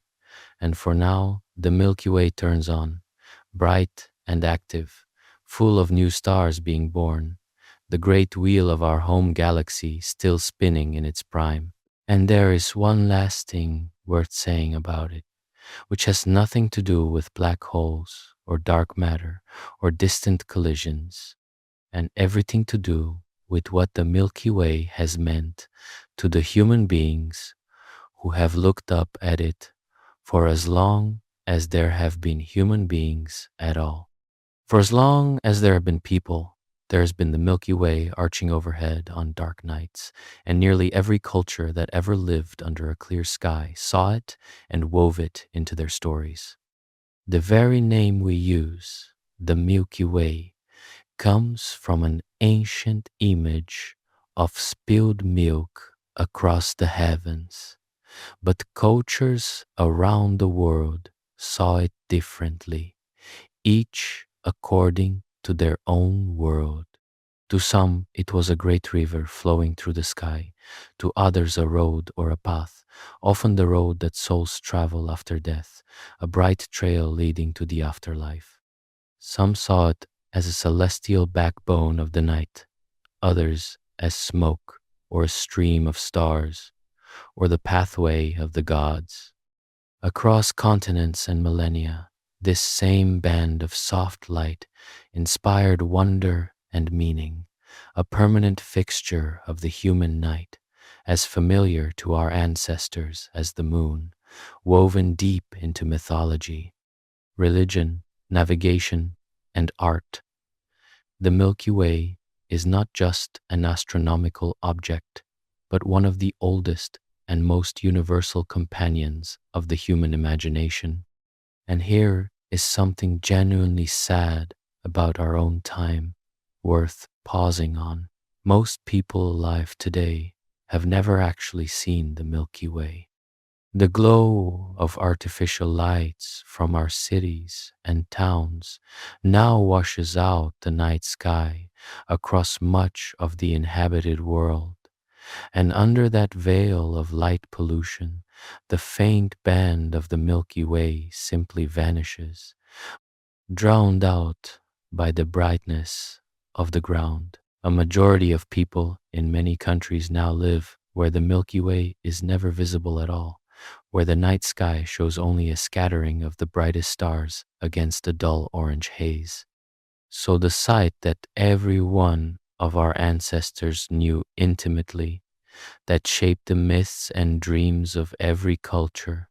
has been hidden from most of humanity in just the last few generations, lost behind our own lights. It means that seeing the true Milky Way, the full glowing band in all its splendor,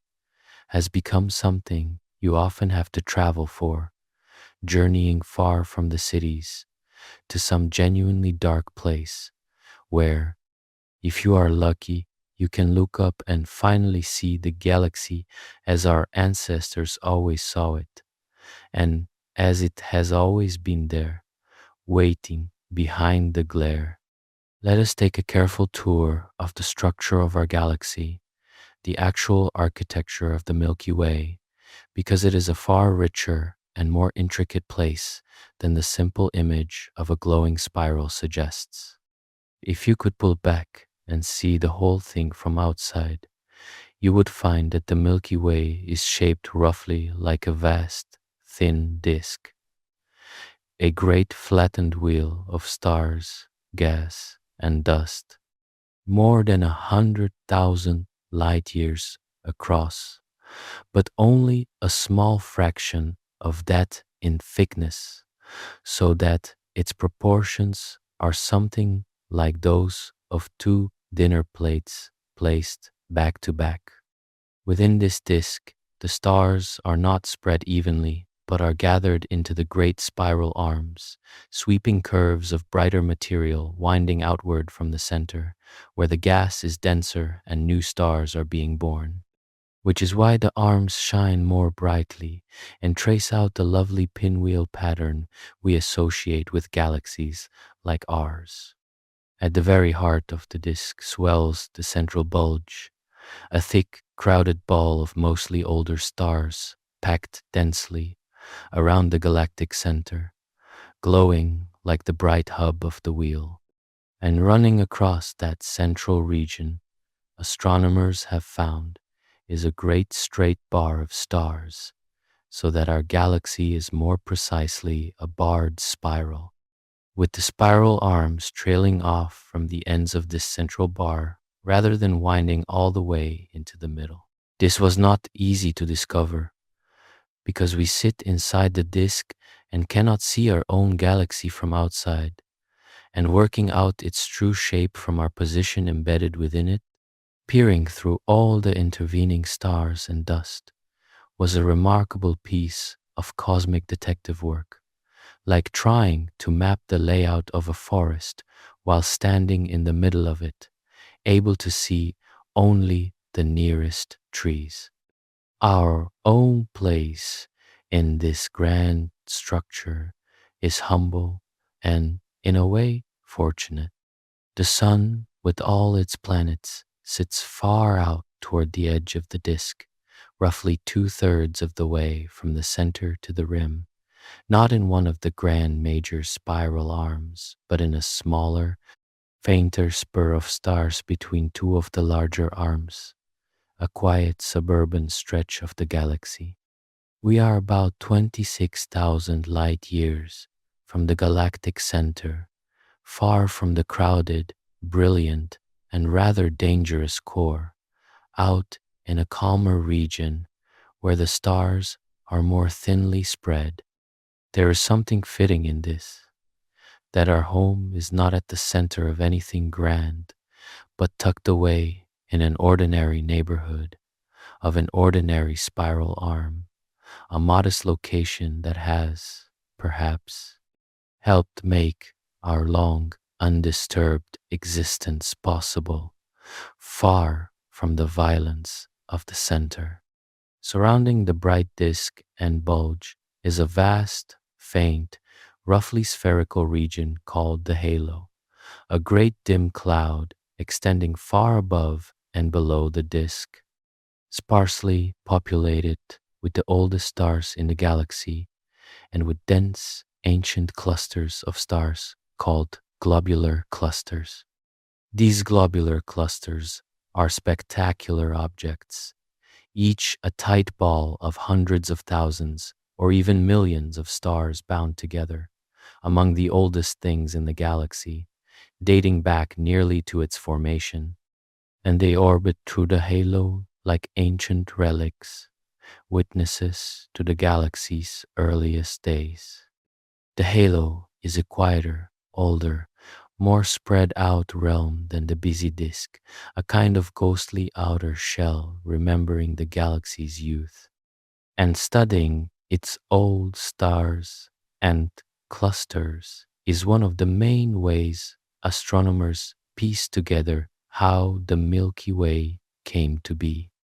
And enclosing all of it, dwarfing the visible galaxy entirely, is the great halo of dark matter, that invisible substance we explored in the story of the universe, which forms a vast, unseen sphere far larger than the disk of stars, and whose gravity holds the whole galaxy together and governs its rotation. The bright disk of stars that we see, glorious as it is, turns out to be only the luminous heart of something much larger, a small visible jewel set within an enormous invisible cocoon of dark matter that outweighs all the stars many times over. So the true Milky Way is layered, the thin bright disk with its spiral arms and central bar, the swelling bulge at its heart, the faint old halo of ancient stars and clusters reaching far out, and around it all the immense invisible halo of dark matter, the whole vast structure turning slowly in space, carrying us and our sun on our long, patient circuit around a center we can never quite see, embedded as we are within the very thing we are trying to understand. The space between the stars of the Milky Way is not truly empty, and understanding what fills it is essential to understanding the galaxy as a living, evolving thing rather than just a static collection of suns. Drifting through the disk, between and around the stars, is a thin but vast medium of gas and dust, mostly hydrogen, the lightest and most common element, along with traces of heavier material and tiny grains of dust like cosmic soot and sand.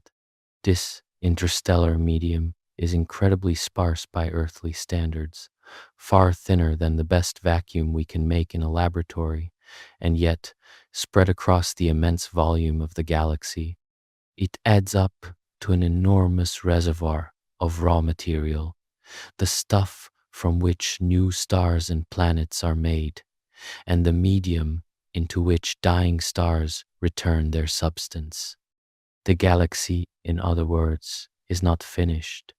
but is constantly recycling its material, and this gas and dust is the medium of that great cycle. In some places, this interstellar gas and dust gathers into vast clouds, and within the densest and coldest of these clouds,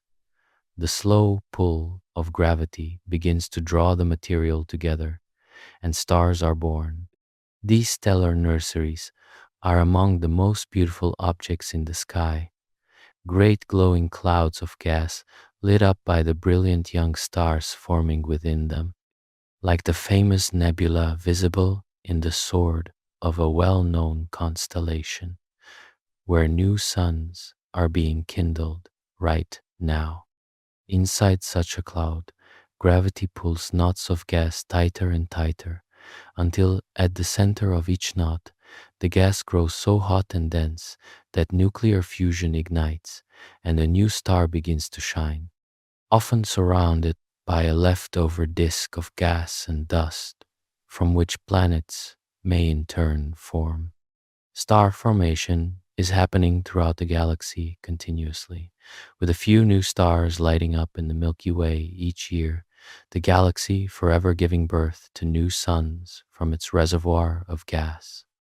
The other half of this great cycle is the death of stars, which is just as important as their birth, because it is how the galaxy is enriched with the heavier elements that make planets and life possible. When stars die, as we explore in the stories of physics and black holes, they return much of their material to the interstellar medium, and crucially, they return it enriched because the nuclear fusion that powered them and the violent explosions of the largest among them forged heavier elements out of the original simple hydrogen. The carbon in your body, the oxygen you breathe, the iron in your blood, the calcium in your bones, all of it was made inside stars and scattered across the galaxy when those stars died, seeding the interstellar medium with the ingredients of worlds and of life. Each generation of stars cooks up heavier elements and, in dying, sows them into the gas, from which the next generation of stars and planets forms, a little richer in heavy elements than the last. So the Milky Way is engaged in a vast, slow, continuous cycle of birth, death, and rebirth, a cosmic recycling that has been running for billions of years and is the deep reason that we exist at all. The first stars formed from nearly pure hydrogen made only the first heavier elements and died, enriching the gas. From that enriched gas, new stars and planets formed, made more heavy elements, and died in turn, enriching the gas further. Over many generations of stars, the galaxy slowly built up the heavier elements out of the original simple material, until eventually there was enough carbon and oxygen and iron and all the rest gathered in a quiet corner of an ordinary spiral arm to form a small rocky planet and, in time, the living things upon it. We are, quite literally, made of the ash of dead stars, recycled through the great galactic cycle, our atoms forged in stellar furnaces and scattered by stellar deaths long before the sun was born. This makes the interstellar medium, that thin haze of gas and dust drifting between the stars, far more important than its emptiness might suggest, because it is the womb and the graveyard of the stars, the medium of the galaxy's long fertility. It is where stars are born and where they return when they die, the great connecting tissue of the galaxy that ties each generation of stars to the next, and it carries in its slowly enriching mixture the whole long chemical history of the Milky Way. When you look up at the dark patches and glowing clouds scattered along the band of the Milky Way, you are seeing this interstellar medium directly, the dark dust clouds blocking the light of stars behind them, the bright nebulae glowing with newborn suns,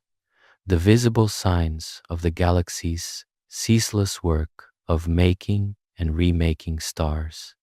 The galaxy is not a finished thing, but a living, cycling system, and we are one of its more remarkable products, the dead star's ash brought through the long galactic cycle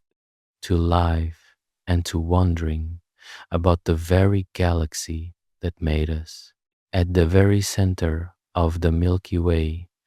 around which the whole vast wheel of stars slowly turns, lies one of the most extraordinary objects in the galaxy, a supermassive black hole And the story of how we came to know it is one of the great detective stories of modern astronomy. The galactic center is a crowded, violent, brilliant place, packed with stars far more densely than our own quiet neighborhood, enshrouded from our direct view by thick clouds of gas and dust that block the visible light, so that for a long time we could not see what lay at the heart of our galaxy at all. But by observing in forms of light that can pierce the dust like infrared and radio waves, astronomers found at the exact center a compact and powerful source,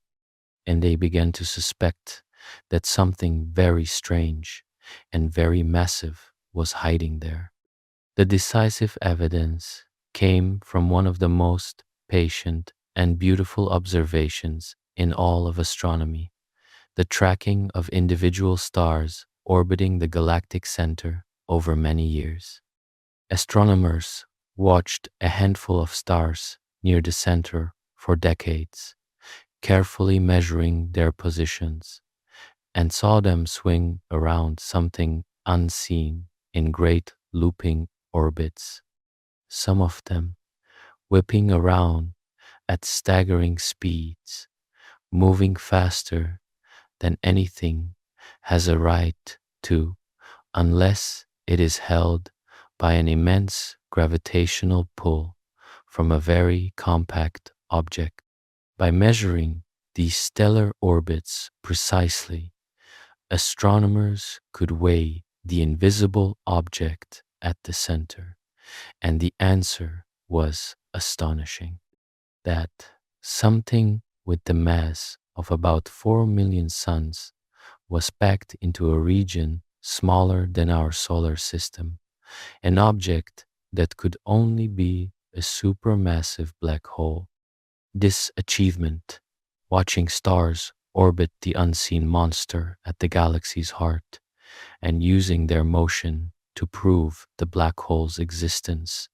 and measure its mass, was so important that it earned a Nobel Prize. The supermassive black hole at the center of our galaxy is a genuine giant with the mass of millions of suns, and yet, by the standards of such objects, it is relatively quiet at the moment, not actively devouring large amounts of material and blazing as some galactic centers do. Still, it dominates the heart of the galaxy, and the region around it is a place of extraordinary extremes, with stars crowded together, intense radiation, and powerful forces, an environment utterly unlike our calm corner far out in the disk. Occasionally, the black hole does feed, drawing in gas or the shredded remains of stars that wander too close, flaring up as the doomed material heats and swirls in before vanishing past the point of no return. But for now, it sits mostly dormant at the center, a sleeping giant around which the entire galaxy revolves. In a triumph of modern astronomy, we have now actually seen this central black hole, or rather its silhouette, in one of the most remarkable images ever made. By linking radio telescopes across the entire Earth into a single virtual telescope as large as the planet, astronomers were able to capture a picture of the supermassive black hole at our galaxy's center, showing a dark central shadow ringed by a glowing circle of light from the hot material swirling around it, just as the theory of black holes predicted. To produce an image of an object at the center of our own galaxy, 26,000 light years away, hidden behind clouds of dust, and to resolve a feature so small at such a distance was an almost unbelievable feat, like photographing a small object on the surface of the moon and seeing that dark silhouette ringed in light was a stunning confirmation that there really is a supermassive black hole at the heart of the Milky Way, exactly as the orbiting stars had told us. The presence of this supermassive black hole at the center is not unique to our galaxy, for astronomers have found that nearly every large galaxy harbors a giant black hole at its heart, and that the mass of the central black hole is mysteriously linked to the properties of the galaxy around it, suggesting that galaxies and their central black holes grow up together, deeply intertwined in ways we are still working to understand. Our own central black hole is, in this sense, ordinary, one of countless galactic center giants, but it is ours, the dark anchor around which our entire home galaxy slowly wheels, the unseen heart of the Milky Way. When you trace the band of the Milky Way across the night sky toward the densest, brightest part in the direction of a particular constellation, you are looking toward that center, toward the hidden supermassive black hole around which the sun and the earth and you yourself are forever slowly turning one full circuit every couple of 100 million years in our long and patient orbit around the monster at the middle of it all. One of the deepest questions about the Milky Way is where it came from, how this vast spiral wheel of hundreds of billions of stars came to be, and the answer, pieced together in recent years, turns out to be a surprisingly violent story of growth through cannibalism. The Milky Way did not form all at once as a finished galaxy, but was built up over billions of years, growing larger by repeatedly swallowing smaller galaxies that strayed too close, tearing them apart with its gravity and absorbing their stars into itself. Our stately, elegant spiral is, in a sense, the product of a long history of galactic violence, a giant that grew by devouring its smaller neighbors. And the evidence for this dramatic past is written, faintly, in the stars all around us, waiting to be read by those who know how to look. The tool that has revolutionized our understanding of the galaxy's history is a remarkable space telescope, launched to do one thing with extraordinary precision, which is to measure the exact positions, distances, and motions of an enormous number of stars, charting roughly 2 billion of them, an appreciable fraction of the whole galaxy. By measuring not just where the stars are, but how they are moving, this mission gave astronomers, for the first time, a detailed three-dimensional map of the galaxy with the stars in motion, a kind of moving chart of the Milky Way. And this turned out to be a time machine of sorts, because the motions of the stars carry the memory of where they came from. Stars that were born together or that fell in together from a devoured galaxy tend to move together in telltale ways, so that by studying how the stars move. Astronomers can identify groups that share a common origin and reconstruct events that happened billions of years ago. What this mapping revealed was startling. Astronomers found, woven invisibly through the galaxy around us, the remnants of ancient galaxies that the Milky Way had swallowed long ago, betrayed by large groups of stars, all moving together in distinctive patterns, the fossil traces of devoured neighbors. One such discovery showed that billions of years ago, the young Milky Way collided with and absorbed a substantial galaxy, an event so major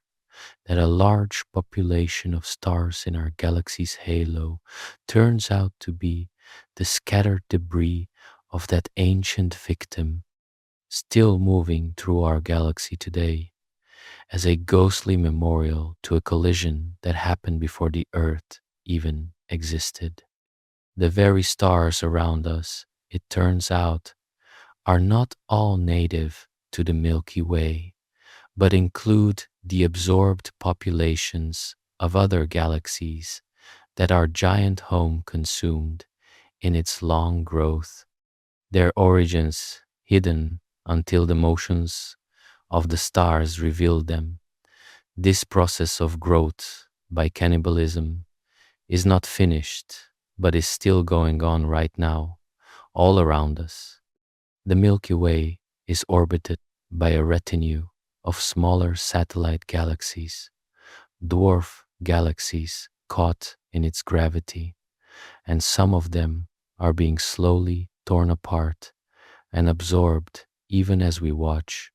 their stars pulled out into long streams that wrap around our galaxy like ribbons, the visible act of devouring caught in progress. The two most famous of these companions, a pair of small galaxies visible to the naked eye from the southern hemisphere, are bound to the Milky Way and will, in the distant future, likely be drawn in and absorbed as well the latest meals of our hungry galaxy. The night sky, in other words, contains the remains of galaxies past and the doomed galaxies of the future, the whole long process of galactic growth through merger and absorption laid out around us. If we have the instruments to see it, understanding that the Milky Way grew this way by repeatedly merging with and consuming smaller galaxies fits into the larger picture of how all galaxies form that we explored in the story of the universe. The bottom-up assembly in which small structures form first and then merge into larger ones over cosmic time. Our galaxy is not an exception, but an example. A large galaxy that reached its present size by gathering up many smaller ones over billions of years, and that continues to grow today. There is something humbling and wonderful in realizing that our serene spiral home has such a turbulent history that it is a kind of cosmic amalgamation built from the merged remains of many galaxies, and that the very stars scattered around us carry, in their motions, the hidden record of ancient collisions and devoured neighbors. By learning to read that record, written in the precise positions and movements of billions of stars, we have begun to reconstruct the deep history of our galaxy, watching, in effect, the Milky Way's whole violent biography unfold from the evidence preserved in the sky. Another way in which we, from our small vantage point inside it, have come to know the grand story of the home we can never leave. A galaxy as vast as the Milky Way, with its hundreds of billions of stars, naturally raises one of the oldest and most haunting questions human beings have ever asked, which is whether we are alone in it, or whether somewhere out there among all those stars, other minds are looking back.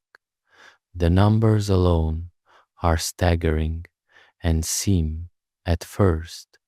to make the existence of other life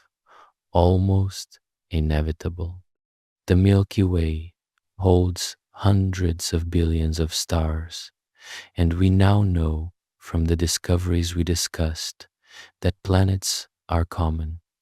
that a large fraction of those stars have worlds circling them, and that many of those worlds are roughly the size of Earth and orbit at the right distance for liquid water. There are, by any reasonable estimate, billions of potentially habitable planets in our galaxy alone, countless other worlds where, it would seem, life might have arisen as it did here. Faced with these numbers, a famous physicist once posed a deceptively simple question that has haunted the search for life ever since, asking, in effect, if the galaxy is so vast and so old and so full of potential homes for life, then where is everybody? The galaxy is more than 10 billion years old, far older than the Earth, and even traveling far below the speed of light. A long-lived civilization could, in principle, spread across the whole galaxy in a few million years, an eye blink in cosmic time. So, if intelligent life is at all common, the galaxy should by now be teeming with it, and we should see some sign, some signal, some evidence of others. And yet, so far, we see nothing, only silence, an apparently empty galaxy showing no clear trace of anyone else. A puzzle so striking, it is known simply as the Great Silence. The unsettling contrast between the seeming likelihood of life and the absence of any sign of it. This puzzle has many possible answers, and we genuinely do not know which, if any, is correct, but each is fascinating to consider. Perhaps life itself is far rarer than the abundance of planets suggests. The leap from lifeless chemistry to the first living thing being some staggeringly unlikely fluke that has happened only once. Or perhaps simple life is common, but the further leap to complex, intelligent, technological life is the rare step, so that the galaxy may be full of microbes but nearly empty of minds. Perhaps intelligent civilizations do arise, but tend to destroy themselves through war or environmental collapse or some other self-inflicted catastrophe, not long after gaining the power to do so, so that they flare up and vanish before they can spread or be noticed. Or perhaps they are out there, but the distances are simply too vast, the galaxy too large, our listening too brief and too limited for us to have heard them yet. Each of these answers carries very different and rather sobering implications for our own future and our own significance. There is even a way of thinking about this that turns the silence into a question about our own destiny, the idea of a great filter, some barrier in the long road from lifeless matter to a galaxy-spanning civilization that almost nothing gets past. If the filter lies behind us, in some improbable early step we have already, luckily, cleared, then we may be rare or even alone, but our future could be bright. If, however, the filter lies ahead of us, in some catastrophe that reliably destroys civilizations like ours before they spread, then the silence of the galaxy is an ominous warning of what may await us too. We do not know where, if anywhere, such a filter lies, but the very emptiness of the galaxy, the absence of the others who, by the numbers, ought to be there, is a genuine and profound clue about our place and our prospects, however we eventually learn to read it. For now, the search continues, with astronomers listening patiently for any signal from the stars, scanning other worlds for the chemical traces of life, and probing the conditions that make a planet habitable, even mapping out which regions of the galaxy might be most hospitable to life, neither too close to the violent center nor too starved of the heavy elements that planets require. We have not found anyone, and we may be alone, or we may simply not yet have looked in the right way or the right place. And the honest truth is that we do not know whether the Milky Way is empty but for us, or silently teeming with life we have not yet detected. Either possibility is staggering, for if we are alone, then we are extraordinarily precious.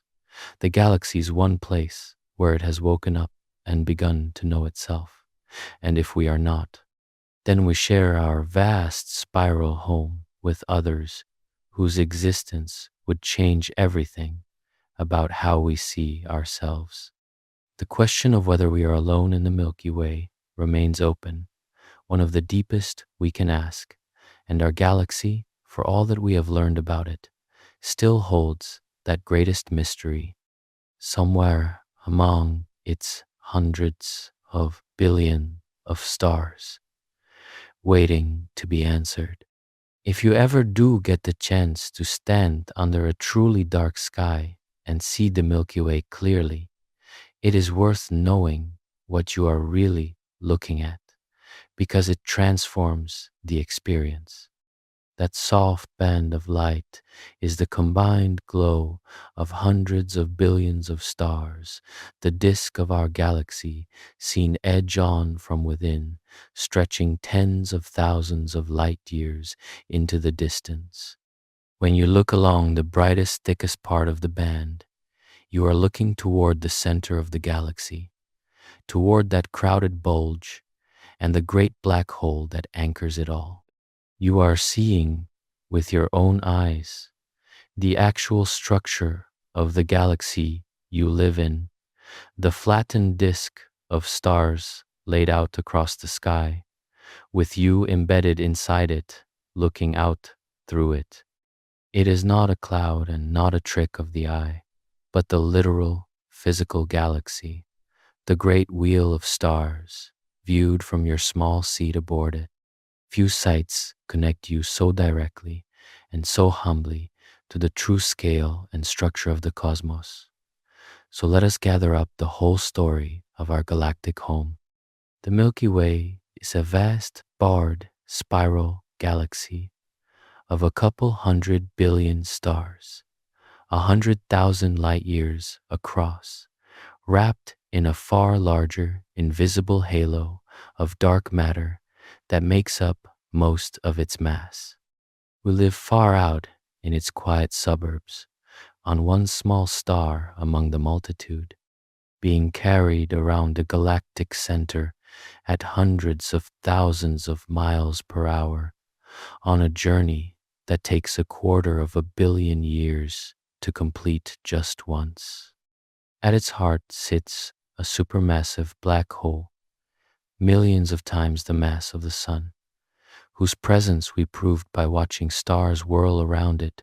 and whose shadow we have now photographed. The galaxy is filled not just with stars, but with great clouds of gas and dust, where new stars are born and old ones die, and it was built up over billions of years by devouring smaller galaxies, a process still going on around us. It is one of two giants in our local group, with the great spiral Andromeda as its neighbor, and its long-term future, once thought to be a certain collision with that neighbor, has lately become an open and debated question. And the most remarkable part of the whole story is that we know all of this from the inside. We are creatures who have never left the neighborhood of our own star, embedded deep within a galaxy we can never step outside of and view as a whole. And yet, through patience and ingenuity, by reading radio whispers of hydrogen and charting billions of stars and watching the dance of objects around the dark center, we have worked out the size and shape and structure and history and fate of the entire Milky Way. We have drawn a map of a home we can never leave. When you stand under a dark sky and see that band of light, remember that you are not just looking at the galaxy, you are looking at it from within, one of its hundreds of billions of stars, host to the only beings we know of who have ever looked up at that glowing band and figured out what it truly is. The Milky Way turned for billions of years with no one to understand it, and now, for a brief moment in its long life, it has come to know itself through us. That, perhaps, is the most wonderful thing about our galaxy of all